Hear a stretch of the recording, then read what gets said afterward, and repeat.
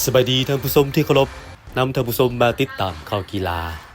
รัฐบาลแห่งสาธารณรัฐประชาธิปไตยประชาชนลาวประดับเหรียญใส่แห่งงานสั้น1สั้น2และสั้น3ให้กีฬาพอกายแห่งชาติลาว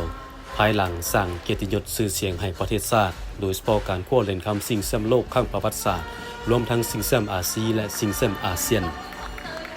พิธีประดับเหรียญใส่ครั้งนี้จัดขึ้นวันที่31พฤษภาคม2025ที่โรงแรมดอนจันทร์พาเลทนครหลวงเวียงจันทร์ให้เกียรติประดับเหรียญไซโดยท่านรองศาสตราจารย์ปริญญาเอกพุทธสิมรบงศ์รัฐมนตรีกระทรวงศึกษาธิการและกีฬาทั้งเป็นประธานคณะกรรมการโอลิมปิกแห่งชาติลาวมีท่านปริญญาเอกมโนทองวงไซรองรัฐมนตรีกระทรวงอุตสาหกรรมและการค้าทั้งเป็นประธานสหพันธ์กีฬาพอกายแห่งชาติลาวพร้อมด้วยคณะบริหารงานของสหพันธ์ภาคส่วนเกี่ยวข้องผู้ให้การสนับสนุนผู้ฝึกและนักกีฬาเข้าร่วมจากผลงานเข้าร่วมใน3งานระดับภาคพื้นระดับทวีปและสากลรัฐบาลลาวได้ประดับเหรียญใส่ให้งานสั้น1ให้6ทานประกอบมีทานคำภาภัยวันวงไซหัวหน้าผู้ฝึกนักกีฬาพอกายชิงแชมป์โลกครั้งที่15ที่ประเทศมาลดิฟทั้งเป็นรองประธานเลขาธิการสหพันธ์กีฬาพอกายแห่งชาติเป็นหัวหน้ากองเลขาและกรรมการต่างๆการจัดงานแข่งขันพอกายชิงแชมป์อาเซียนครั้งที่18ที่ประเทศลาวเป็นเจ้าภาพท่านกงประเสริฐแพงแสนคณะผู้ฝึกนักกีฬาพอกายชิงแชมป์โลกครั้งที่15รองประธานสหพันธ์กีฬาพอกายแห่งชาติท่านนางหยาดฝนกรมดำแต่ท่านทวีศักดิ์สื่นนภาคณะผู้ฝึกนักกีฬาพอกายทีมชาติลาวชุดที่เข้าร่วมชิงแชมป์โลกครั้งที่15ทั้งเป็นคณะกรรมการสหพันธ์กีฬาพอกายแห่งชาติทั้ง3ท่านยังเป็น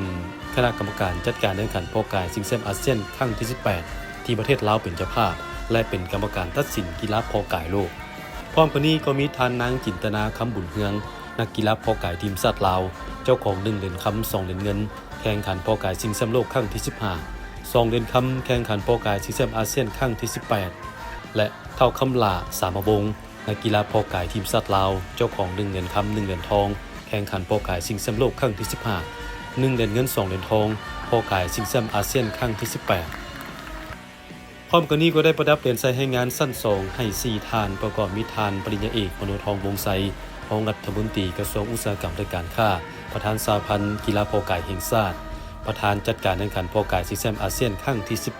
18ท่านเพชรรัตน์สวรรค์รองประธานสหพันธ์กีฬาพอกายแห่งชาติคณะจัดการแข่งขันพอกายชิงแชมป์อาเซียนครั้งที่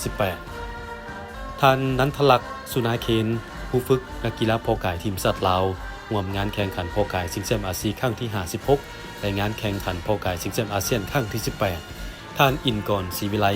นักกีฬา1เหรียญเงินงานแข่งขันพอกายชิงแชมป์อาเซียนครั้งที่56ที่ประเทศอินโดนีเซียและ1เหรียญคำพอกายชิงแชมป์อาเซียนครั้งที่18ที่ประเทศลาวเป็นเจ้าภาพ